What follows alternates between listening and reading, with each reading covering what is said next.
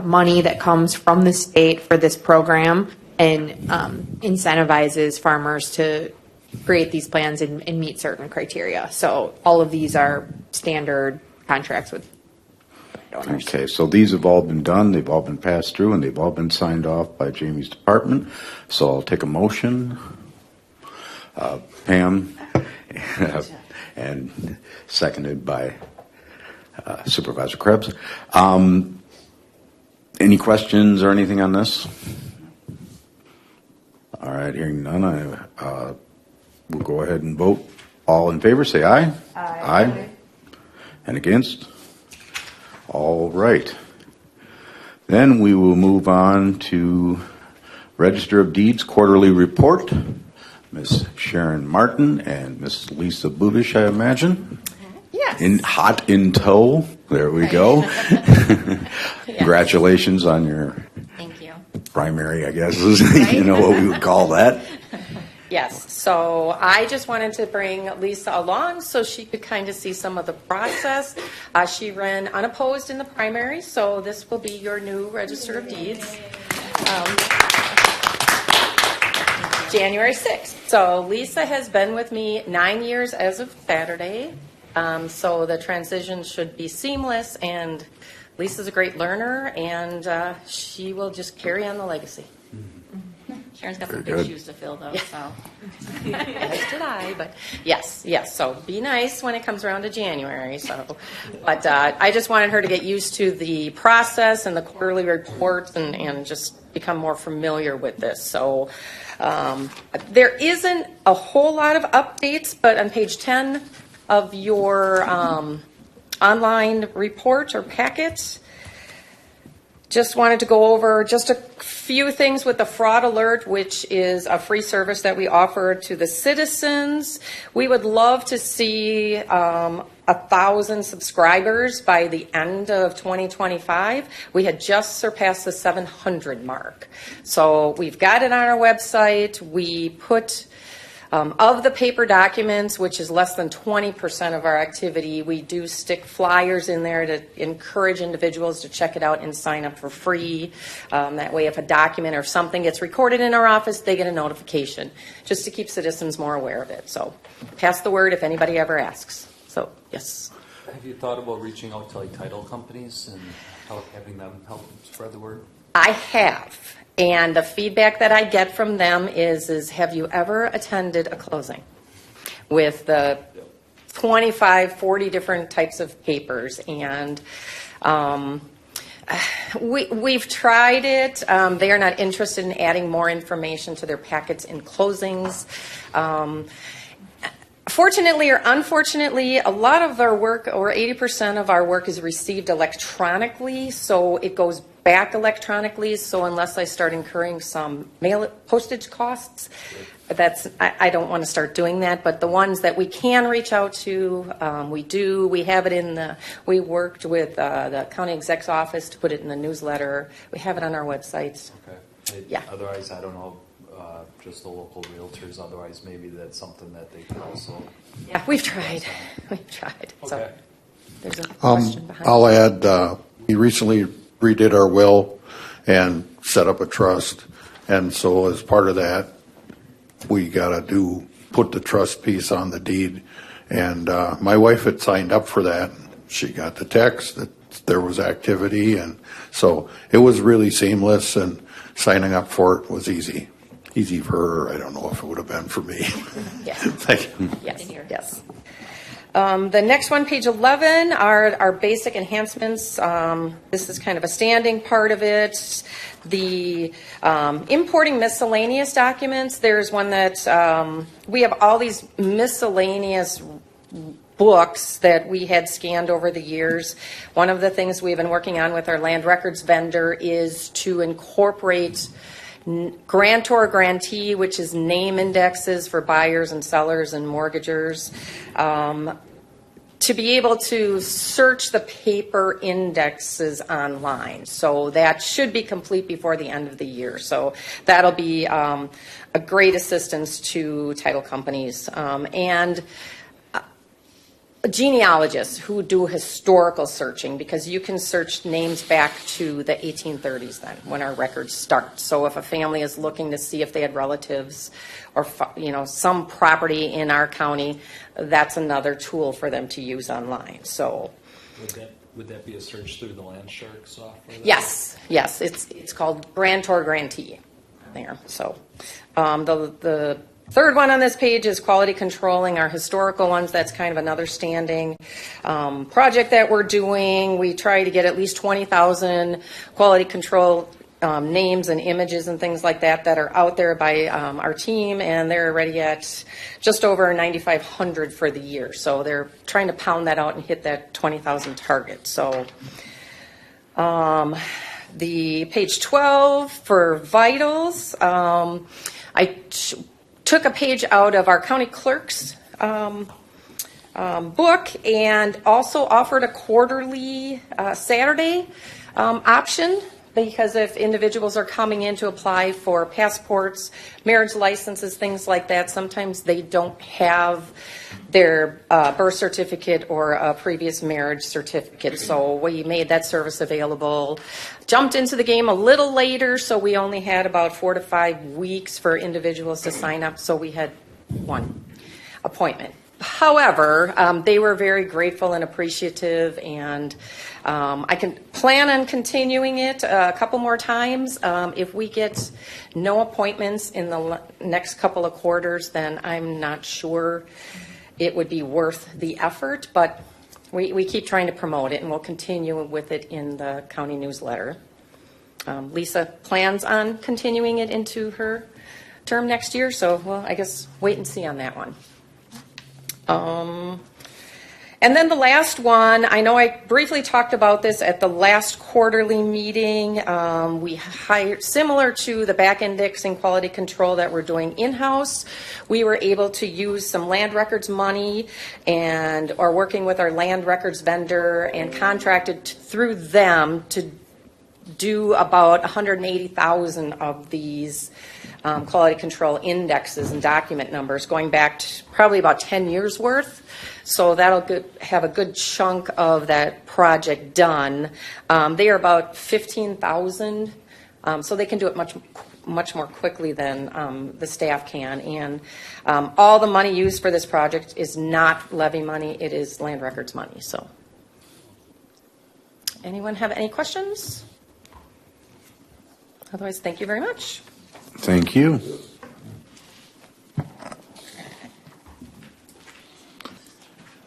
All right. We will move on to Parks and Trails quarterly report and EOS update. Jamie, are you taking that? Yes, I have no update. I'd be happy to answer any questions on anything in the packet. You will hopefully see the master plan for the Heritage Trails mountain bike back next month. And you saw the Glacier Hills Lakefront last night, and the TC Energy project in Homestead Hollow pipeline is starting construction in October. So you will start to see some more signage and public education about that restoration project and that prairie happening. What's the expected timeline of that project? How long should that take? I believe after November 1st this year, Logan, correct me if I'm wrong, they're clearing trees. So that's the first step. And then it's 2026. End of project will be 2026. Okay, so it's drawn out. They haven't given us a very specific window because it's kind of as they go, but that's what they're saying is maximum length. Now, is this the one with the heritage trails you're talking about, or the glacier? This one was Homestead Hollow. Oh, okay. Yep, this is the pipeline easement that was transacted recently. Oh, okay. Okay, anybody else? All right.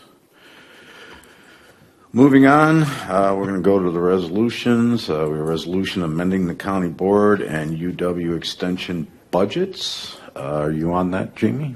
Yes, I think our area extension educator, Cindy Sarkady, and I are going to tag team this. Okay. So I'm going to start and go through just some highlights that are in this packet, and then I will be turning it over to her and ask her to talk a little bit about her perspective on the kind of the enhanced 4-H program. So first, I just want to clarify that the resolution in your packet is a net zero. We are taking the budget from the county board and putting it back in UW Extension. So if you recall, or you were here during budgeting, there was a symbolic budget amendment made that took the authority of the UW Extension budget, moved it to the county board, because it was the intent and everybody felt like it made very good sense for this discussion to come back to the full county board. It is very widespread. It touches a variety of components of the community. And so therefore, in full transparency, we want to make sure you understand what's happening, even though technically it's within bottom line budget control, if that makes sense, because of the fact that it's contracted positions. Excuse me, hang on one, Yep. Jamie. I got to take a motion in a second on this before we go Okay. on. Call for a motion on this resolution. Mr. Supervisor Krebs, Supervisor Pridemore. Okay, let's go back Okay. to that. Okay, so I'm just going to kind of highlight a few things that are happening. So there was a task force that was convened. I'm not going to go into a ton of detail about that. We have talked about that before. The task force made recommendations regarding UW Extension. This resolution intends to bring some closure to that conversation. So you can see on page 26, you have the existing status quo 136 contract with UW Extension. It totals $199,000. And then you see the proposed 136 contract totaling $170,000, which is a savings. But you can kind of see which positions would be proposed to be maintained and which ones would be no longer in the 136 contract. So the changes are the elimination of the Community Development Extension Educator, the elimination of the Human Development and Relationship Extension Educator. Both of those educators are currently vacant and have been vacant for some time. The Regional Ag Educator, CROPS, that is maintained. The Regional Ag Extension Educator, Dairy, that is eliminated. However, the recommendation of the task force was to have further conversation about that and continue that. The circumstances of the UW Extension and the dairy educator are that our quarter person has been taken by another county. And so there isn't an existing opportunity to get that back because we held it vacant during the conversations. So we are proposing to use those dollars in the budget in another way to support our 59 dairy farms in Washington County and their education. So that is not in there, but it is sort of it's kind of a separate point that we do recognize that is a conversation that was hopeful to be maintained. The Positive Youth Development Extension Educator, half a person, that position is currently occupied, and that position is proposed to be eliminated at the end of the year. The 4-H educator, that is maintained, and then the marketing specialist is maintained in the future, and then there is an addition of a 100% funded 4-H educator. And that proposal for the expansion of the 4-H educator, I'm going to ask in a moment Cindy to talk a little bit about that. We've talked to and met with Moraine Park Technical College, with a variety of the school districts, with Economic Development Washington County, Hartford Area Economic Development Corporation. We've done a good amount of research on the bullet points you see on page 23 about how we can use our 4-H youth development to bridge that gap in the community. I'm going to pause there. We're going to come back to that because the last point I think that is worth mentioning to the group and calling attention to is that there is some savings in this budget. However, you see that it's a $0 transaction at the end of the day. That is because the remainder of the money or any savings in 24 and 25 are being proposed to be carried over and kept for changes we are expecting to make in the facilities area.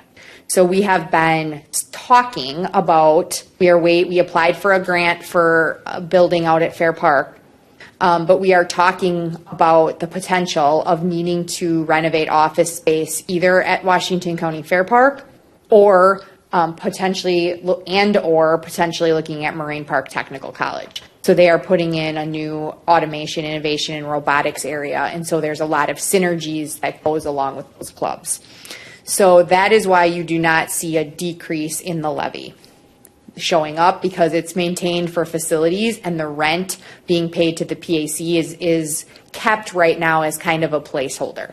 So come the 2026 budgeting, we should have a much better idea of what ongoing costs would be in those areas where we may see some savings, right? Because we did go through the exercise of looking at each line item in the budget with less people, what would the training be? What would, how would this be reflected? And so there is a savings to the county levy, but at this point we are recommending that we capture it and we hold it for program startup and potentially facility cost needs to relocate and rebrand kind of the enhanced 4-H program.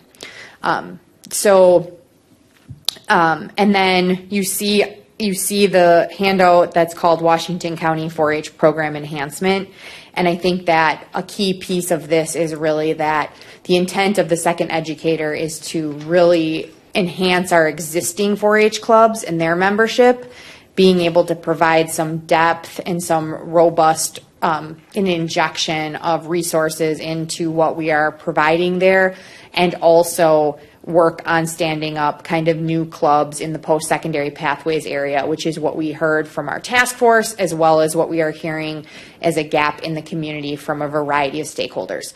We have assembled a list, or I have assembled a list that I have shared with Cindy related to the contacts, the principals, the stakeholders, the workforce groups that would be engaged in potentially standing up a specific work plan.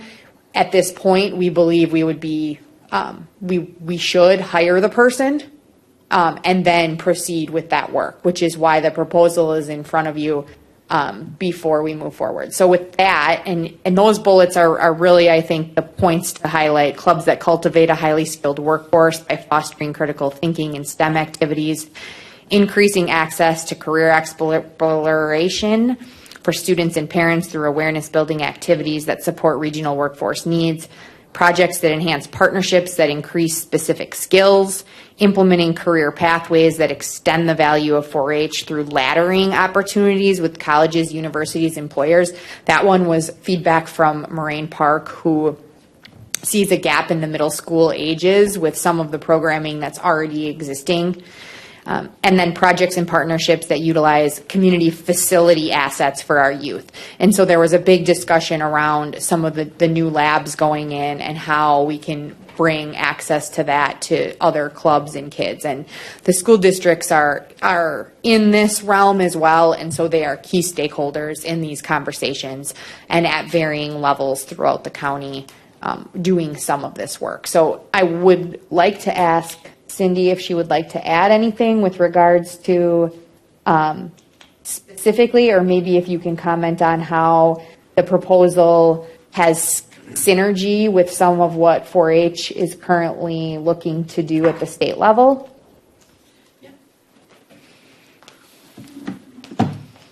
So this second 4-H position will work to develop STEM clubs.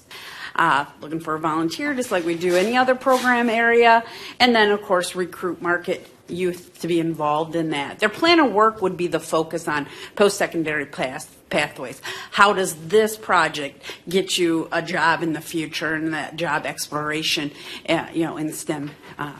Right now we have a robotics club, but the new person will actually be able to enhance that even more with the partnerships that we have. Do you have any questions for either of us? I mean, there's a lot here, but wanted to make sure hopefully none of this is a complete surprise, and we've seen pieces of this. Any questions of the committee? Just re-reviewing the resolution in front. Okay. Give you time to go ahead and do that.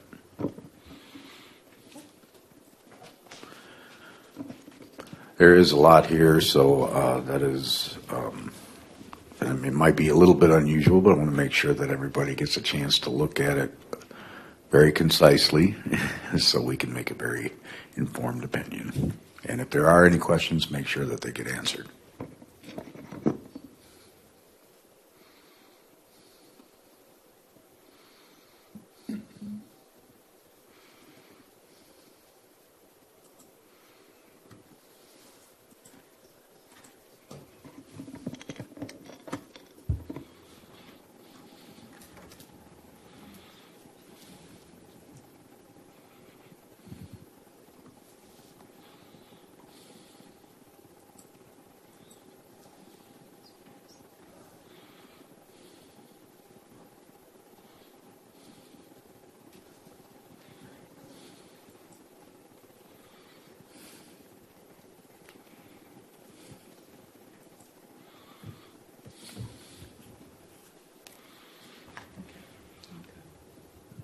Do we think we got it? I'll just make the comment, I understand, yeah, this 24-25 budget, there's placeholders in there as they're still figuring some of the programming out. So at the next budget would be probably where we're really going to end up settling on what the future would look like for the next couple budget cycles afterwards. I would say yes to that, but I do think the difference in those 136 contracts gives you an idea where because we are paying more for that 100% 4-H educator than the elimination of 2 of the co-funded positions. So the savings there was only it was $195 to $170, so $25,000 in the 136 contract, but then fewer bodies, so fewer training dollars, fewer IT dollars. So I don't know that it's a huge savings, but it certainly is more directed in terms of what the county would like to see in the short term to focus on. Well, I'm thinking by the time we get to the next budget, are we expecting it to receive more feedback or different feedback from the state as far as just overall? How are they making any changes, or are we anticipating much still coming down the pipeline? Right. So I think that if you remember, we had a conversation about this 2 meetings ago, and we talked about how there is a bit of turmoil between the counties and the state UW Extension offices, and how the funding works and how that whole system is built. There is a task force working on that from Wisconsin Counties Association. There is kind of an topic there. And I was trying to separate that with this 4-H proposal under the current UW Extension structure. So this proposal works within the current the existing structure. And they have, I believe they have agreed, right, that we can have another 4-H educator as long as we pay for it 100%. They have not agreed to co-fund that at this point. We are hopeful that there might be some changes to how the funding formulas or things like that in the future under, can we change the structure of UW Extension? But we're recommending this change under the existing structure. So whether or not there's any changes to that in 2026, I wouldn't expect it necessarily, but I would expect, I know we'll be kept in the loop, for example, if there's an opportunity with the dairy educator. So what happened there is that came vacant. We held it vacant because we were in the middle of a task force, and Dodge County opted to take 50% of the position. So now, unless we 100% funded one, which doesn't make sense for us with the declining dairy in Washington County, we're kind of stuck with that. We are getting a lot of benefits from our marketing person and our crops person as it relates to keeping our farmers looped into other dairy education in the area. And so that is one of the reasons why we are maintaining the marketing person and the communications element so that that programming is spread throughout the county here. And I don't know if this relates to this resolution or not, but you cited, or you alluded to that 2 meetings ago when we were talking that we were talking about maybe they would need an office space or meeting space out at the county fairgrounds.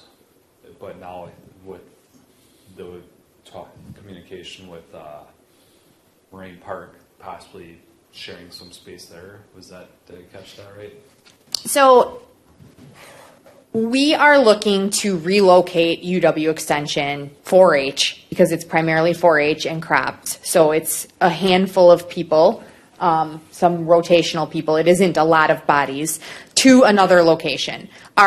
The primary discussion has been centered around the Washington County Fair Park and Conference Center because there's a lot of synergy with AIS and some of what we're looking to do there. And shooting sports is out there, and there's a connection that we can see making a lot of sense. That said, there is now also, so part of our 4-H roots is some of these clubs who spend a lot of time at the Fair Park. The vision for some of the new clubs is around this automation, innovation, and robotics lab and that space, renting that space and being in that arena. And Moraine Park Technical Colleges has indicated that they do have space that we can take a look at. So we have not yet done that. I think we were waiting a little bit for this conversation and a little bit for the fair, the timeline of really diving into and the grant application where we applied to build an expansion for the 4-H offices out at Fair Park.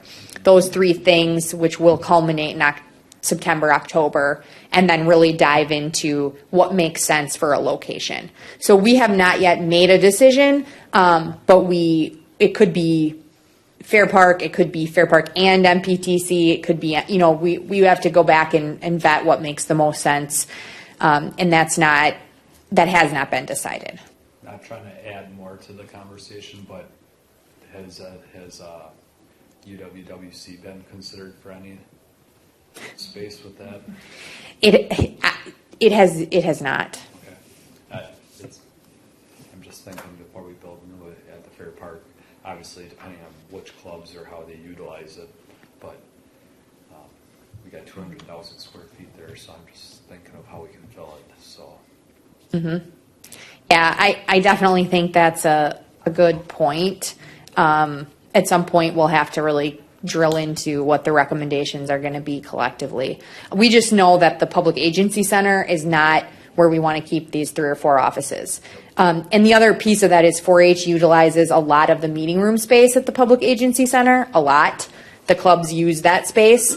And so it's also, and that is part of the, at least the grant envisioning another digital classrooms, right? Because there is that element of where do those community clubs meet? Do they all transition to Fair Park? Some come over to the government center? Where do we have enough space and depth for all of the meetings that take place throughout the county? So we're kind of considering those things in the short term. We have a little bit of time, so we haven't made any rash decisions. Thank you. Supervisor Conrath? Yeah, thank you, Chair. I'm curious, other counties, are they also moving to, a 4-H STEM individual within their departments? Are we trailblazing? Are we like 5th or 10th or? Other counties do have a STEM focus. I know Brown County actually, the extension office is housed in their UW Green Bay, and it's in a STEM innovation center. So they do robotics, they do them in the schools. So other counties are. Yeah, thank you. I'd just like to make a comment too. When we were at the Cedar Lake Conservation Foundation event just yesterday. Yeah, seems like so long ago, already started just yesterday. One of the barriers that a farmer mentioned to individuals, some farmers switching to, not using a cover crop and no-till was they don't know how to, program the equipment to utilize GPS systems. And so I'm, assuming that, for the younger generation or like the children or the grandchildren of the farmers, maybe that's something too that they could, end up, learning too, I would think, through these programs. But just a comment that was made yesterday. So hopefully these younger generations won't have that barrier. Mm-hmm. Exactly. Any other questions? Just a couple of things. So it seems like we're kind of a little bit in flux on this. I mean, we're still planning a lot of things with extension. We're still trying to figure a lot of things out. But I think what's important here is that the county's priority is 4-H, and we are. While I wish we could have gotten a little bit of help from extension with that, I'm totally fine and good with doing 100% for another 4-H educator, because I believe that really is very big in our county. It's really worth it. And when I go to the fair, I was at the fair all week, and I seen, and this could be just kind of anecdotal evidence, that seems like there was a little less 4-H exhibiting than what there had been previous, and I'm not sure the reason why, but I want to make sure that we have a healthy and robust 4-H in our county. So make sure that I want to see those projects at the fair, and I want to see the Wayne Crusaders, my particular 4-H group, continue to do all the stuff that they do. It's been fantastic. So I think the county is setting the right priority here. The other stuff, where do we have it? Well, to me, it makes sense probably at the fair park, or certainly with the robotics team, and I think that's pretty interesting going forward. Maybe at the technical college, that would be kind of ideal too. I like that idea, because with extension, it's about either education in the farm and what we do on 4-H and or education in robotics. It's not about being in a public building, on a government campus. It seems like you're closer to where you're supposed to be when you're at the fair park or at technical college. So we'll figure that out in the future. But for now, I'm very, very pleased with the fact that we are going to add another educator and continue with that. So I definitely like it. All right. With no other questions, we will take a vote. All approving, say aye. Aye. Opposed? And there you go. Thank you. All right, moving on. Ordinance to amend sections 15 through 24 and 70 through 29 relating to land information membership. Sorry, I got cut off. Oh, great. Sorry, my computer has not been being very kind to me today. It keeps cutting out and doing all stuff. Aaron, the mics are hot. You may have to step up to this mic. All right, Aaron Dahl will be regaling us with his tales of how he's going to fix this. Yes, super exciting stuff here. What this does is it's really just a code change. A lot of it is cleaning up language, bringing it more in line with what's prescribed in state statute. It changes some of the titles in our code to match the statutorily required roles of a county, right? So instead of using our job title, we describe the role that statute lays out. And then another change is that it's bringing the number of people on the council from 12 down to the statutorily prescribed 8. I think the committee report does a great job that Eric had written. I think the one thing we will miss moving down to 8 is the synergy you get just by getting all those folks in one room and talking about ideas, talking about what's happening out there. But we've got other plans for how to do that, and we don't think that we need to mandate ourselves to do it. We can figure that out on our own. So that would be the extent of my presentation on this. Happy to answer any questions. Okay, are there any questions from the committee? Supervisor Kelly, can you get it first? Oh, my fault. I caught it the last time and missed it this time. We get a motion and a second. Motion by Supervisor Pridemore, seconded by Supervisor Conrath. We've heard the deal, and any questions for Mr. Dahl? Okay, so this is just a code cleanup. Shouldn't be a huge issue. It should put us back in line with state requirement. We've seen this about 1 billion times in the last 5 years. So, all right. So all for this signify by saying aye. Aye. And any opposed? All right. Thank you. And I still don't have a computer. Actually, could you two share so you could share? No, yeah, you guys go ahead. I can go back to this because I think we're actually done. Our next meeting is Thursday, September 19th, 2024 at 4:30 p.m. This